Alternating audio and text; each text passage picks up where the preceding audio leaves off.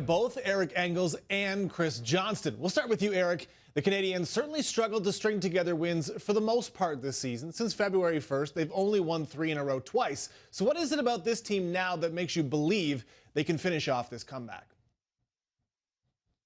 Well, first you look at the experience factor, and I look at guys like Shea Weber and Corey Perry and Eric Stahl and Carey Price, and that's a lot to have on your side. I look at the guys that have won Stanley Cups on this team. Marc Bergevin said it was no accident that he added a lot of them in the offseason.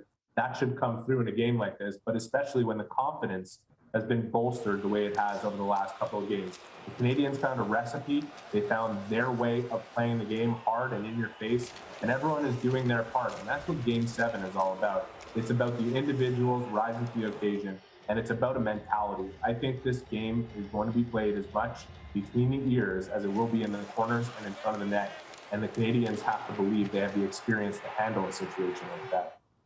And CJ, it certainly seems like the Habs have found a recipe to shut down both Auston Matthews and Mitch Marner. They have been very quiet in this series by their standards. What do you think the issue is, and can they finally break out in Game 7?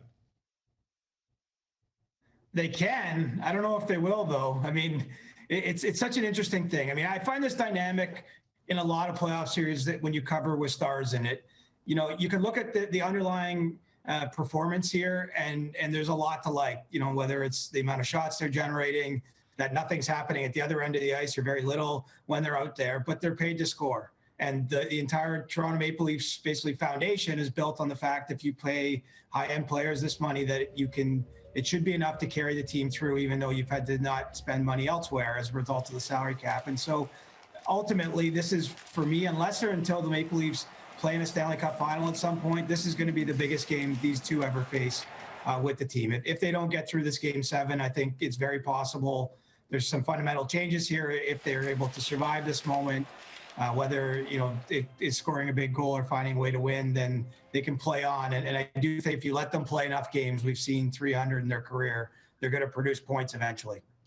And perhaps in defense of Matthews and Marner, Eric, it has not been easy to beat Carey Price in this series. He has been downright spectacular. Now, looking back to the regular season, it was an up and down ride, injuries as well, but he is clearly at the top of his game at this moment. Is this perhaps the best hockey you've ever seen him play? It's the hockey you've always seen him play when the games are on the line and they mean this much. I don't know if Price needs that extra adrenaline boost of playing under pressure, but he does it so well. And you know what? You talk about Auston Matthews and Mitch Marner on the other side, elite talents, and Chris referenced, obviously, what they mean to the Maple Leafs and how much they're being paid to do what they do. If Carey Price was having a similar series on the other side, he'd be getting those attacks that we saw leveled at Mitch Marner on social media. It's nasty out there. That's the world we live in right now, and it just tells you how much pressure these guys are under. The Canadiens have to feel so good about the way Carey Price makes them feel when the pressure is on. You saw it in overtime. He was tremendous, and is this the best I've ever seen him play? It just seems to be the way I've always seen him play when the games matter this much.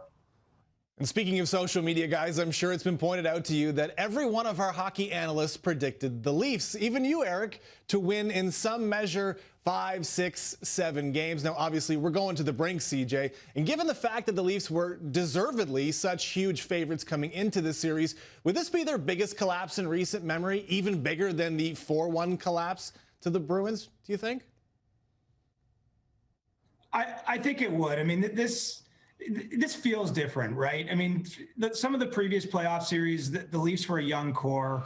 You know, I think that there was an understanding that better days were ahead. Well, you know, now they're in the meat of their career, these players. And it's not to say, look, there's lots of guys, you can look at Alex Ovechkin's an easy example, that take 10 or 12 years of their career before they finally win. To win a Stanley Cup is very difficult. But, you know, I do think that there has to be signs of growth beyond just the regular season this team put together.